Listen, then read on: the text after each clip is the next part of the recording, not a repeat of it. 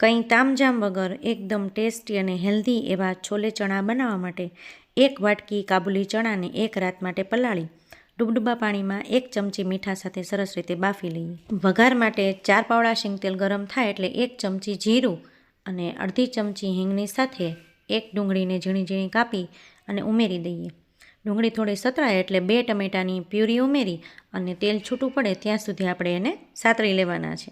અને સરસ રીતે સતળાઈ જાય એટલે અડધી ચમચી મીઠું, અડધી ચમચી હળદર, 1.5 ચમચી લાલ મરચું અને 1 ચમચી ધાણા જીરું નાખી આ રીતે સાદા મસાલા સાથે સરસ રીતે મિક્સ કરી દઈએ. ત્યારબાદ ગરમ મસાલાનો ટેસ્ટ ગમતો હોય તો 5 ચમચી જેટલો ગરમ મસાલો ઉમેરી અને મિક્સ કરી દઈએ.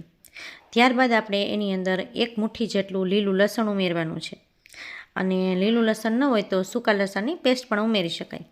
ત્યારબાદ આપણા સરસ રીતે બફાઈ ગયેલા ચણા છે એને થોડા એવા પાણી સાથે આપણે ઉમેરી દેવાના છે અને મિક્સ કરી થોડીવાર માટે આ રીતે તેલ છૂટું પડે ત્યાં સુધી ચડવા દેવાના અને થોડીવાર માટે ઢાંકીને ચડવા દેવાના. તો તૈયાર છે આપણા મસ્ત મજાના એકદમ ટેસ્ટી અને હેલ્ધી એવા છોલે ચણા. ઉપરથી આપણે કસૂરી મેથી અથવા તો ધાણા ભાજી નાખી અને સર્વ કરી દઈએ. તો તૈયાર છે આપણા છોલે ચણા.